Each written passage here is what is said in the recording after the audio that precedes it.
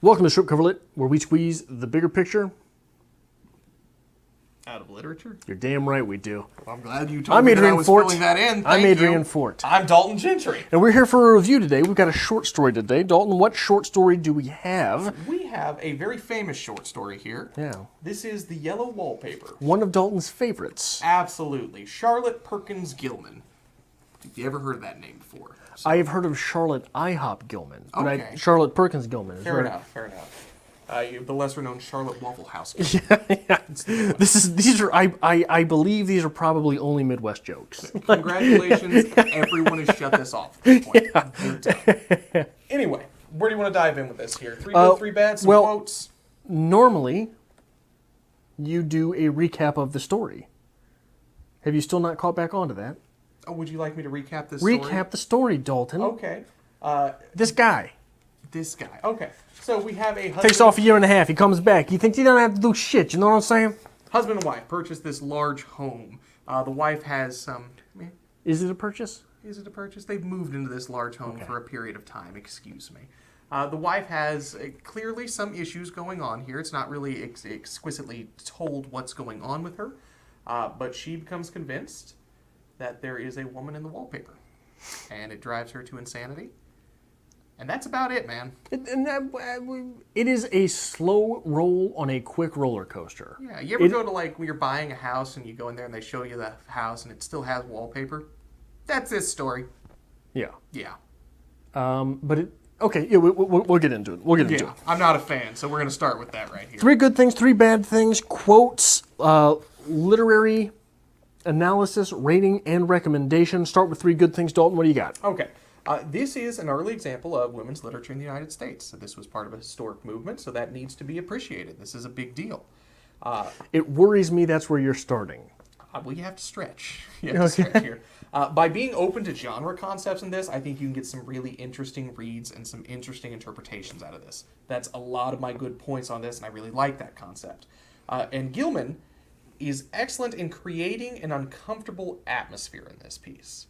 This is a simple piece, but through what she's creating, it makes it complex. It makes it eerie when it shouldn't be. You really get into what this character is feeling in this. I think and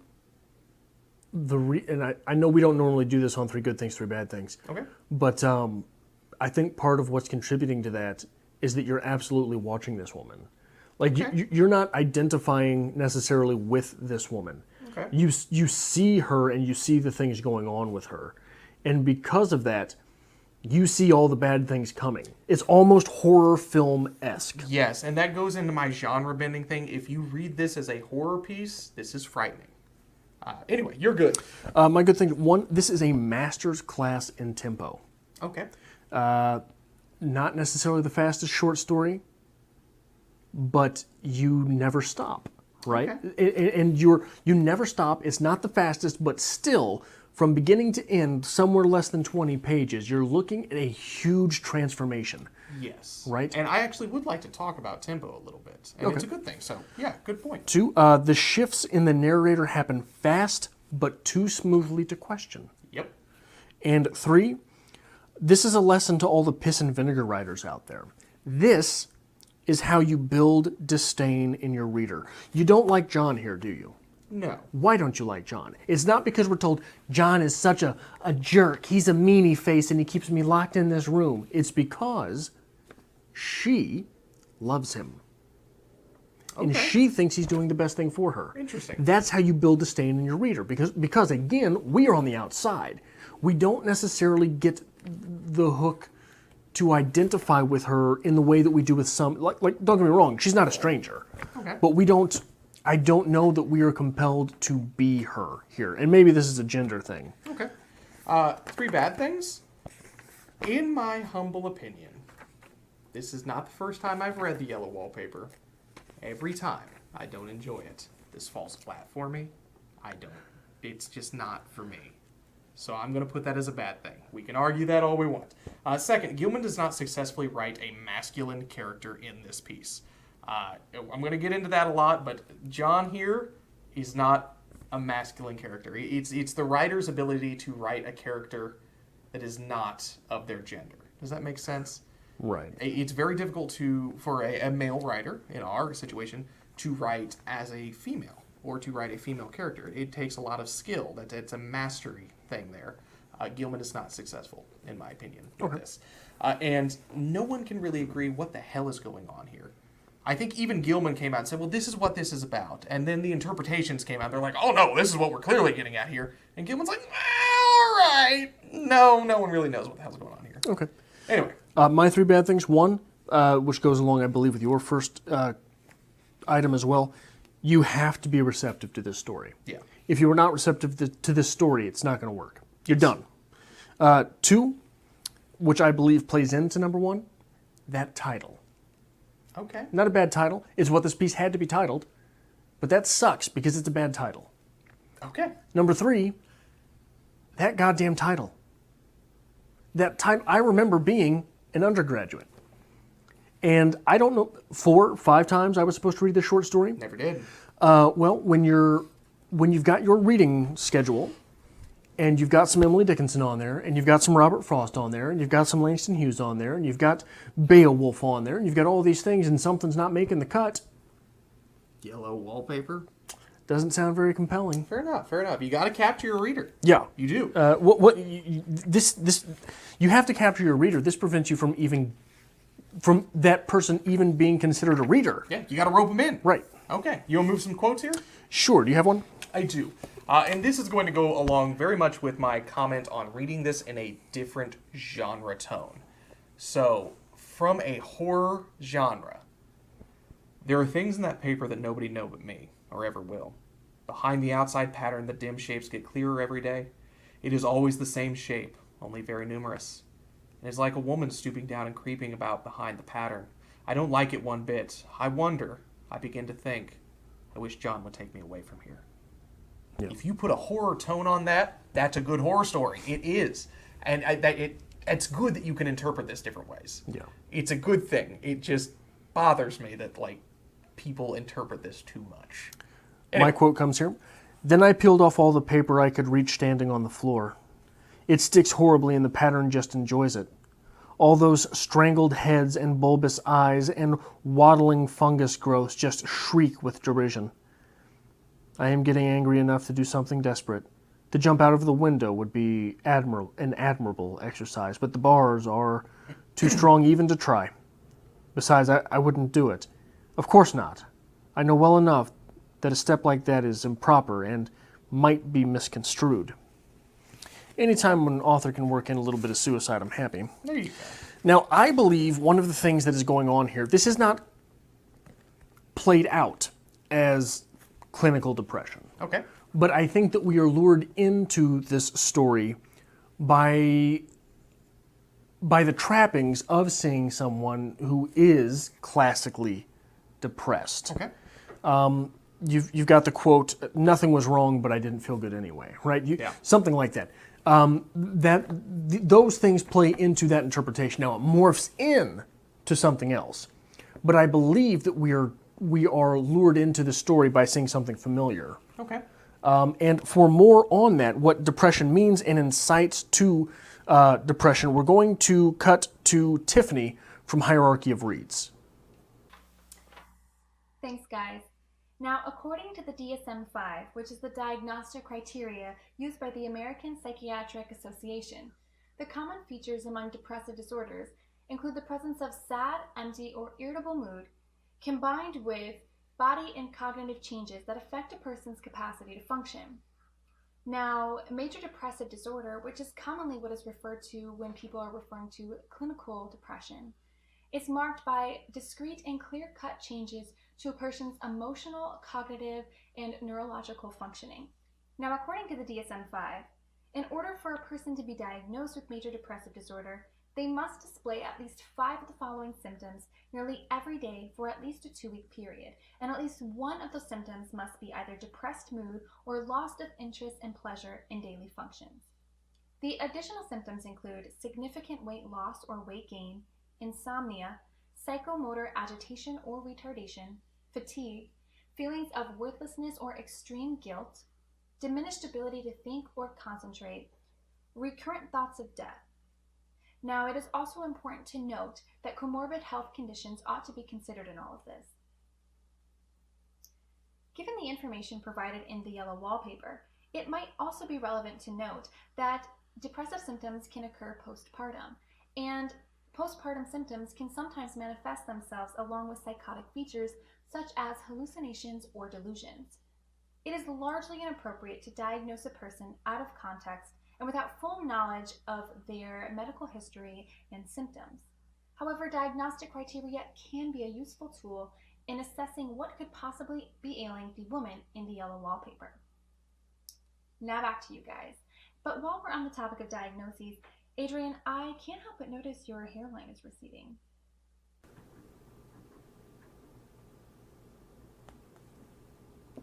Thank you, Tiffany. So there was a lot of well, I mean, you're gonna get Dalton. Adrian? Yeah. Go on. What have you got to talk about? Well, first and foremost, good to have somebody else helping us out here, getting more professional opinion on things like this. Adds a little more spice. Yeah. I think that's a great thing. Forget her. Okay, anyway, let's start with talking about you want to talk tempo. Do you want to talk tempo Sure, talk first? tempo. Okay. I think Gilman is successful here in the overall tempo of this piece. You know what? Never mind. Okay. I think so. One of the interesting things about doing a show like this alone Go on.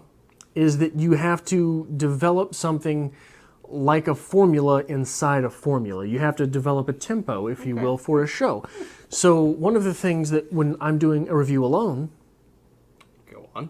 that I do is I set up the main thrust of what I believe to be the literary analysis and then side notes. So let me go on with what I think is the main literary thrust here because you don't enjoy it anyway. So Fair enough. in my copy, the Oxford Book of American Short Stories, 2nd edition, as edited by Joyce Carol Oates, The Megatron of the writing world. on page 193, we get this. So I will let it alone and talk about the house. The most beautiful place. It is quite alone, standing well back from the road, quite 3 miles from the village. It makes me think of English places that you read about, for there are hedges and walls and gates that lock, and lots of separate little houses and for the gardeners and people. What is this? This description here, what is it? What do you get from that? On a literary analysis level, what are we talking about there? Lay it on me. What do you got? We're talking about the narrator. Okay. The most beautiful place, but quite alone, Okay. standing well back from the road, quite 3 miles from the village. Where have they gone? They've gone out into isolation. John, the doctor, has to travel into town to do his stuff. Okay. It makes me think of English places you read about. This is a story written in the English language, is it not? Yes. There are hedges and walls and gates that lock. What does she do at the end of the story there? What, She locks everybody out. And lots of little separate houses for gardeners and people. Then, immediately after that, okay, so, but there, first off, classically, when you talk about classic literary interpretation, a house is representative of a woman. Okay. This is the woman's domain, Yes. which is very much what we're commenting on here, isn't it? Yes. The woman's domain, where the woman belongs. Directly after this paragraph, there is a delicious garden. I never saw such a garden, large and shady, full of box-boarded paths, and lined with long, grape-covered arbors with seats under them. What's not out there? What's not out there? What's not out there? Lay it on me. People. Okay. What does a garden represent? Life, Sexuality? sexuality, Forbidden yes. fruit? Okay. You're talking about fruits, a delicious garden. I never saw such a garden. She goes full Trump. You never seen such a garden. Nobody knew the garden was there. That's 2 Trump voices in 2 weeks. This Yeah. is getting bad here. So moving on, there were greenhouses too, but they are all broken now. Okay. So we have tried greenhouse. We tried to trump up the sexuality, Okay. but that's all broken. Yes. And directly after that, there was some legal trouble, I believe. Something about the heirs and co-heirs. Anyhow, the place has been empty for years. The house has been empty for years. The womanhood has been empty for years. The sexuality is broken. We have a child in the story. Do we get much of a relationship with that child? No. The child is barely mentioned. And again, this is something a woman was expected to do. Be the mother. When you're talking about legal issues, you're talking about the man's domain in this world. Yes, that was the at this man's time. domain. But there's legal troubles. Something in which this narrator cannot participate. Okay. Right? Something else in which this narrator cannot participate. So she's not participating in the classical trappings of womanhood, a beautiful house, being a mother. She's not participating in the man's world of law and order. And The character has no place. no place. No place. Which leads to, on 194,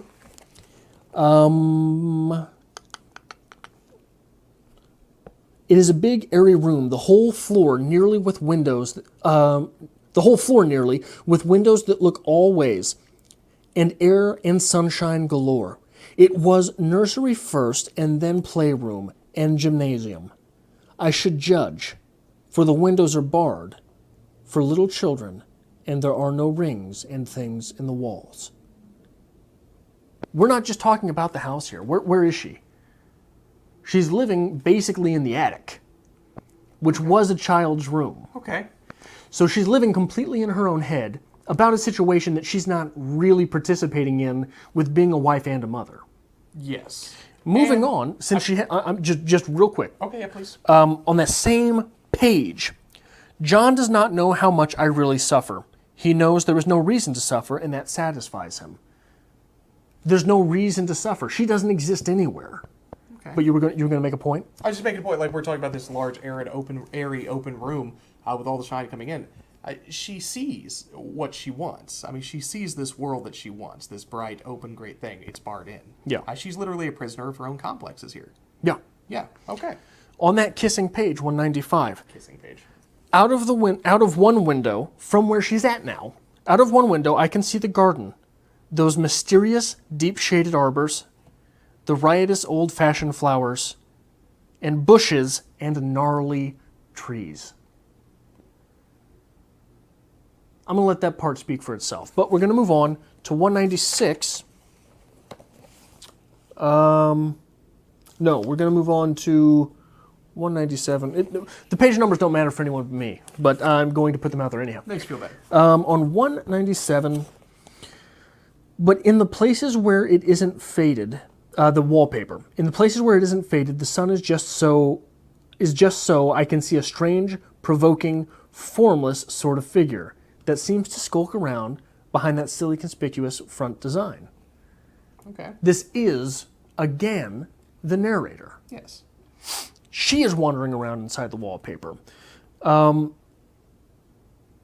So she is isolated and depressed and falling apart. Moving on just 2 pages. But she said I wasn't able to go nor able to stand after I got there, and I did not make it out a very good case for myself, for I was crying before I had finished.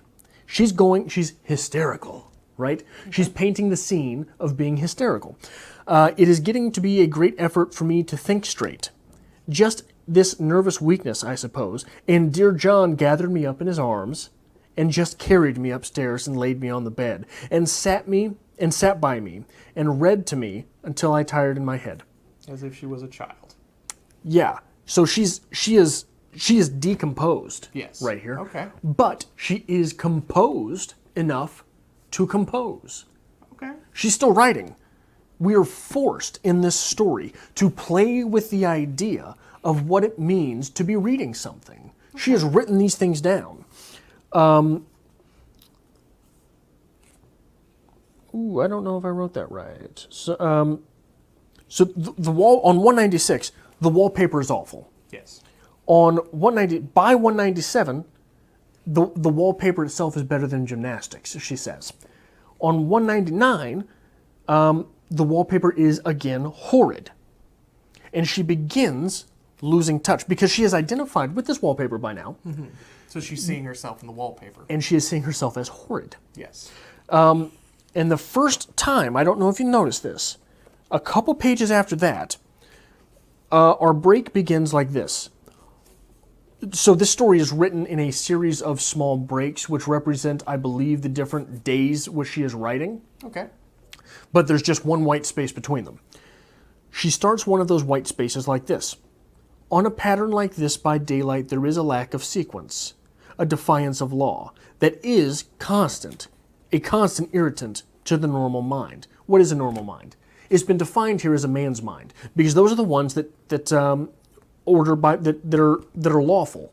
Okay. This is a defiance of law. This is also the first time in the story where we are beginning a day's writing without something which is person-centric. She's completely losing touch. And she's completely gone by 204. On 204, which is just a few pages later, we get, I think that woman gets out in the daytime. And I'll tell you why. Privately, I've seen her. I can see her out of one of my windows. So now, not only is she seeing herself in the wallpaper, which there was the duality of personality there, but now the roles have completely flipped to where our narrator is the one trapped in the room, and it is her that was in the wallpaper which gets out. So we have a complete reversal of roles there. That is where the story goes. This character is lost inside femininity, is lost inside her own head, which is that attic room in the house, which does not have a child. So when you're looking at things on that level, not only do we not have that child, we are in the place of the child. Okay. So she has never, our narrator has never grown and accepted her place as an adult because she's been thrown into the world of a woman before learning what she is as a woman. Okay. So, a very classic interpretation of Yellow Wallpaper, really. I mean, it's about, that is great. Every now and then we show up to film and I'm like, Adrian, I hate this story. I don't know what I'm going to ramble about. And you're like, oh no, it's fine. I got it. Yeah. So I just tuck her back and let you go. Like, I really just want to open my book and be like, in the Crank me up. Dover Thrift Division. That's where I was reading this, actually. You could see that this was published in 1892. Yeah. That was my entire rant. That's what I got. Like, okay. you just had to, like, emphasize, like, in my edition here, we see here. Let me go into a 12-minute complete breakdown of this. I'm like, well, this was published in 1892 now, wasn't it? If we're going with our editions and things that we said before turning the camera on, you had said before we turned the camera on that, before I read it, I didn't even know who wrote this. Yes. I read it 5 times, didn't even know who wrote it. Yeah. I mean, honestly, you could probably tell me a month from now, I'm like, oh, have you read anything from Charlotte Perkins Gilman? I actually had to look to make sure I got it right again. Charlotte Perkins Gilman. Yeah. I'll tell you, probably not. So that's one of the points that in her introduction to this story, Joyce Carol Oates makes. This is her introductory paragraph to the small bio of Charlotte Perkins Gilman. There are worse fates than being known for, indeed, exclusively identified with a single title. In the case of Charlotte Perkins Gilman, author of numerous works of fiction and nonfiction, and in her time renowned as a leading feminist theorist, that title is, of course, the Yellow Wallpaper. Had Gilman written nothing else, she would yet be, so far as the general readership is concerned, as famous as she is now. In Gilman's own time, her most popular book was Women and Economics, 1898, called the Bible of the Women's Movement. So this is someone who is obviously very concerned, not just with women, but the fact that women are rational creatures. Okay. They are not just this irrational dollop of a person, which they were viewed at as the time. Okay. And one of the things that so one thing that stands out in this short story is just how condescending John is to her. Yes. He's playing with that idea of, she's playing with the idea of the men thinking, I'm so much more intelligent than this irrational dollop of a creature. One of the things that this always makes, there's a Neil deGrasse Tyson quote where he's talking about, look, we call ourselves intelligent. We think we're intelligent life forms, and we think we're special because of it, right? Okay. The difference between us and chimps is what, like 4.2% of the DNA, right? We are 96 point 8% the same thing. Like, I don't know those numbers, something like that. Okay. High 90s, I think. If nothing else, flat 90 would be enough to make you question things, True. right? Very true. So we are 96% the same thing as a chimp. And that 4% difference is what makes a chimp stack boxes and people build the Hubble telescope. Okay. Is what makes chimps climb a tree and throw the fruit at a predator, and people build the atomic bomb for their enemies. Is what makes chimps stay within a certain mile radius of where they were born, and how people go to the moon. Right? That 4% of DNA is the difference there. Okay. So Neil deGrasse Tyson brings up the point, what if that 4% is not only the difference in DNA, that's all the difference of our intelligence. So what if we were to come across creatures that were 50% more intelligent than us? If 4% difference is the difference between stacking boxes and going to the moon, we're not very special, are we? No, we're not. So that this idea of, oh, I'm so much more intelligent than this other person, that's one of the things at play here, isn't it? It is, yes. Okay.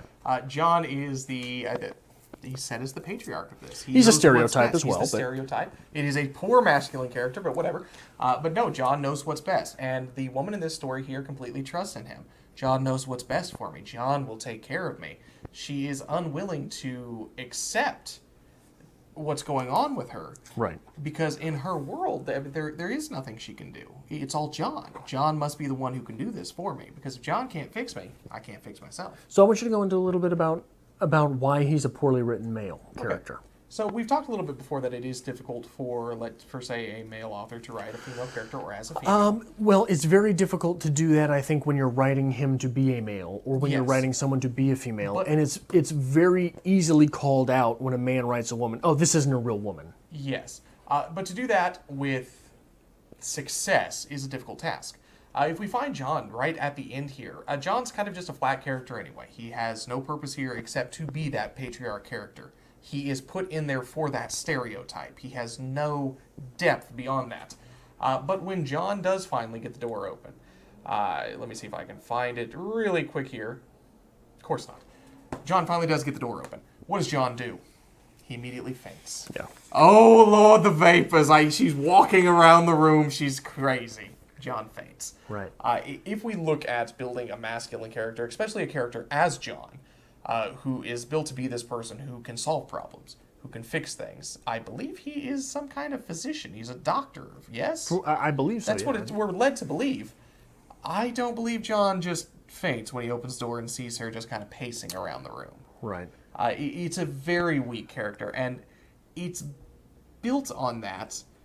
If we're going to play the masculine and feminine roles here, especially at this time, when a woman saw something uncomfortable, the stereotype would be to faint. Correct? Sure. So we're applying feminist stereotypes towards John while applying masculine stereotypes him as well to build him as a male character. So I'm not getting a strong male character out of John, and I think that is a weakness in the writing. I will absolutely agree with you. I don't know that the specific point that you raised is necessarily the best point. Okay. Please tell me the best point, Adrian. Well, no, I don't know. I don't know the Okay, best point. Okay. What I you do will know, agree. right, absolutely. All right. But what I do know is that I don't think she's just walking around the room by the time he gets that door opened. Okay. What has she done to that point? She has torn the room to shreds, basically. She's ripped the wallpaper from the walls. What is the wallpaper? The wallpaper is her. So at this point, has she possibly tried to kill herself? God damn it, Adrian. Has she torn swaths of flesh off of her face? Okay. What is she doing in there? She has had, at this point in the story, she has had multiple ideas of something suicidal. Yes. We get some inclination that maybe that's what she does at the end. Which gets me back to the idea of audience. Okay. We're told very early that what we're reading is a secret, aren't we? Okay. Which lulls us to sleep as an audience. Okay.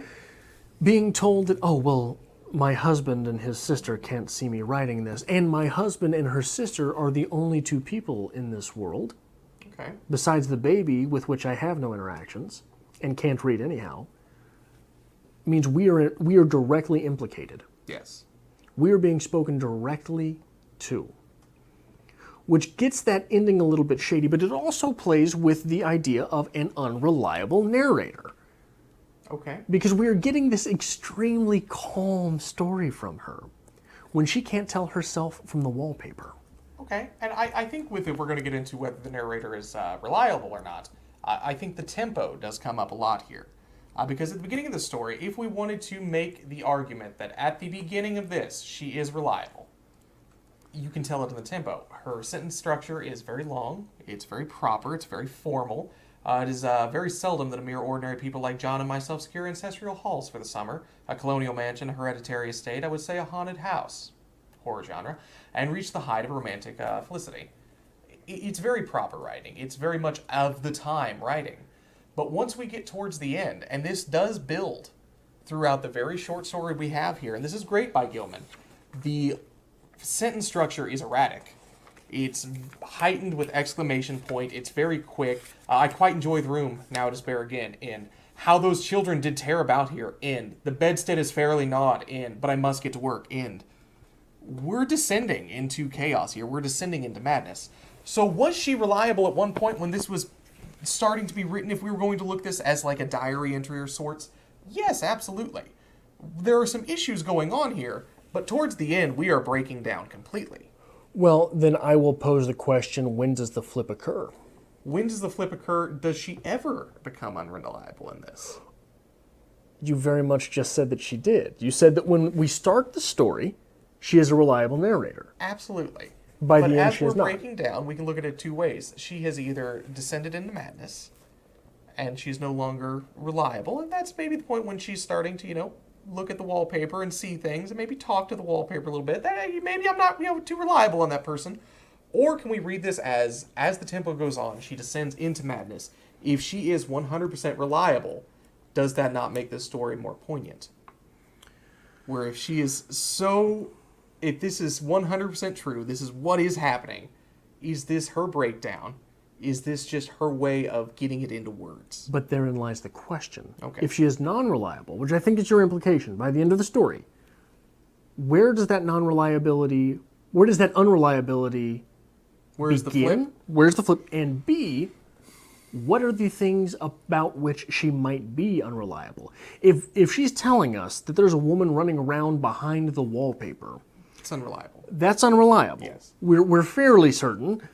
What else can we not trust her about? Because there are there's some small things about, while John was asleep, I was looking at the wallpaper because the moon gives it a very special play, Okay. which is something very simple that we get, but it might not be completely reliable. It might be a sin of omission. All right. Did she ever sleep? She's not telling us she never sleeps. She is saying, though, that she was watching that wallpaper at night. At night. Okay. Because it's easier to rest during the day. And let's be honest here, if you wake up next to someone you're sleeping with and they're just staring at the wall, well, But you're opening another can of worms. Are they sleeping together? I would say no. It's never implied that they are. We've got two separate beds, don't we? Yes. What else is going on here? John is always in town. Okay. Have you read a lot of short stories from this era? No more than, anybody. But you've read some. Yes. And doctors are often invoked in these stories, aren't they? Something They goes are. wrong, the doctor is called. Correct. What happens? In a lot of these short stories, you got to wait on the doctor. Okay. Why is John always gone? Maybe John's just a busy man. John's not sleeping with his wife. There is the Who is John sleeping with? truth. And if you wanted to get into the point here, we were talking about a legal affair that she wasn't allowed to have any say in. Is she pushing towards divorce? Is there something going here? Because that wouldn't be her choice. At this period of time, John makes the law. If John wants to go to town and do what John does, I will sit at home. And why are they moving?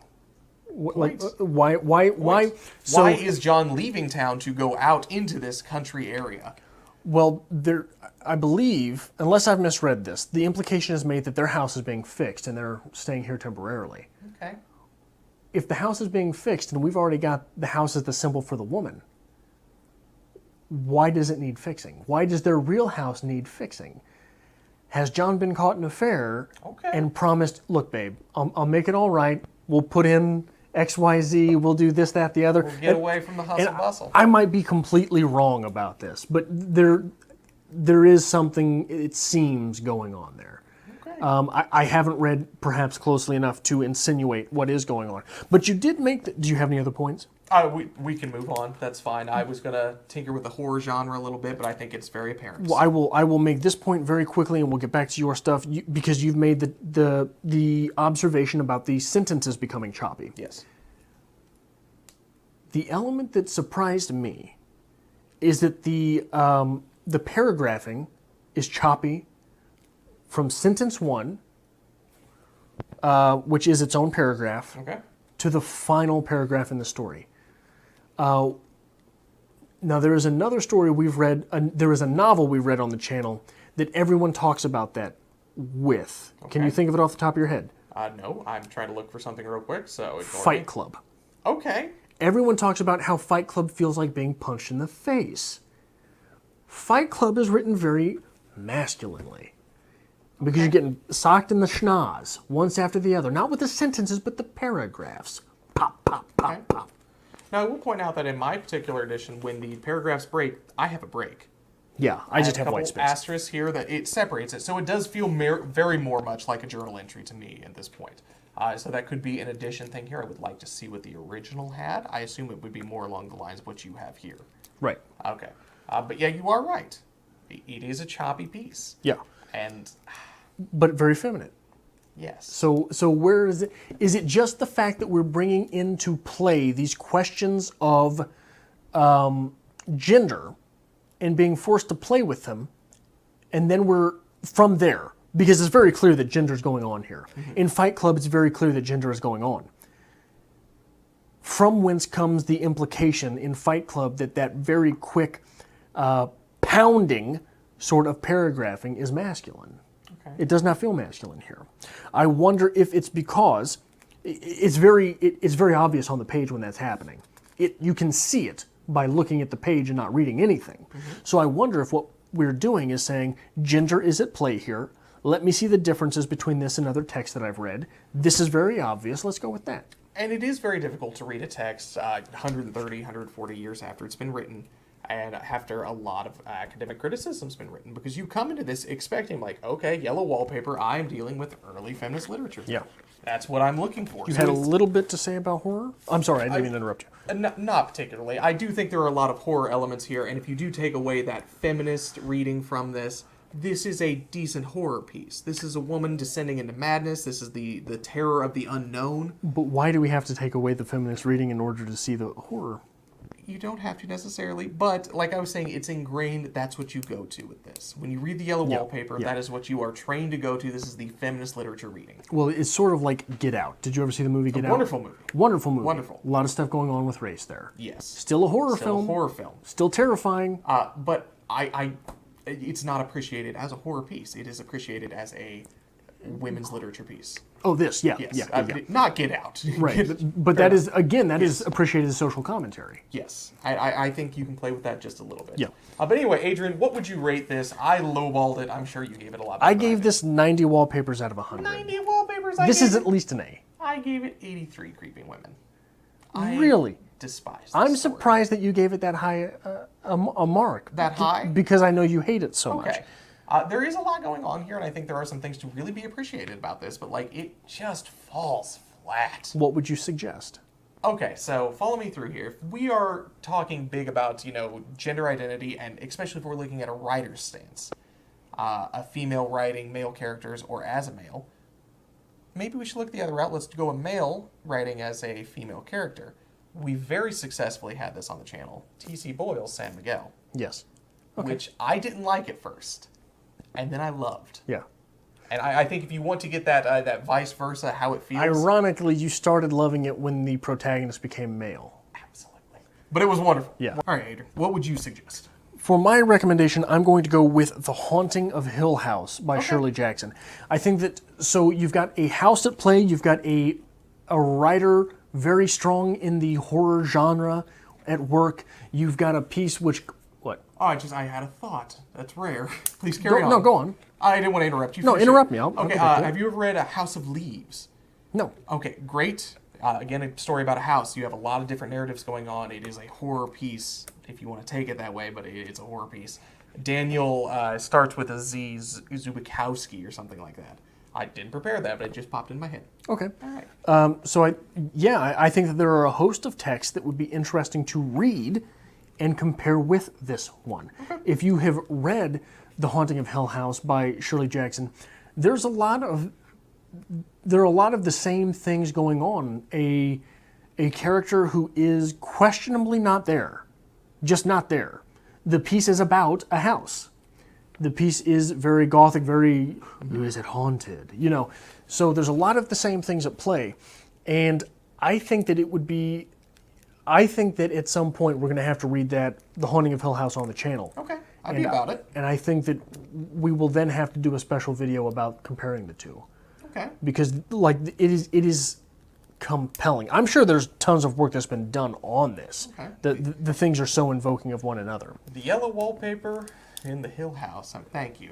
Yes. Sounds like a wonderful summer. We'll get there, Dalton. We'll get there. You'll love it. All right. If you like this sort of thing, this is a huge time investment, this short story, because it was like pulling teeth to get Dalton to read it.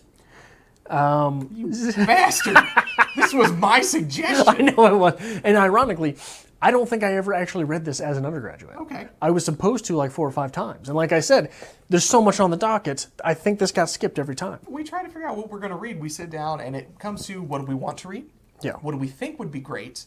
And like, what do we need to include? Right. This is that tertiary need to include. Right. So. Because it's a classic. Everyone who's spent a day of class in an English classroom has heard of the Yellow Wallpaper. Yes. So it's something that's absolutely necessary. We are hoping to keep doing this from time to time as long as Dalton doesn't leave the channel. Hit like if you have not already hit like by this time in the video, and subscribe if this is the sort of thing that you are interested to. And as always, we hope to see you back here for the next episode of Stripped Cover Lit.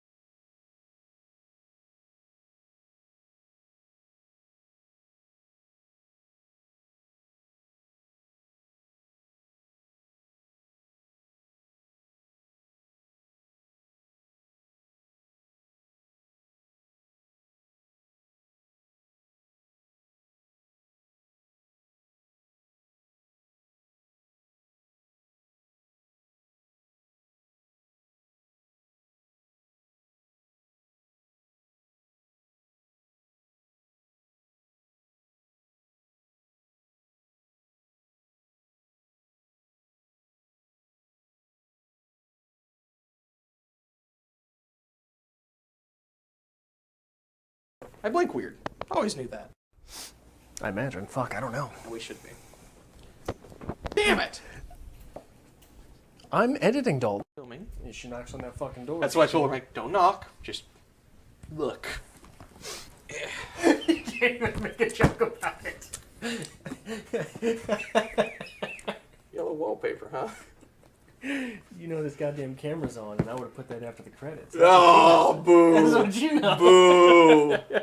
Charlotte Perkins Gilman. I gotta put the fucking microphone on it. Honestly, I couldn't have told you who wrote this.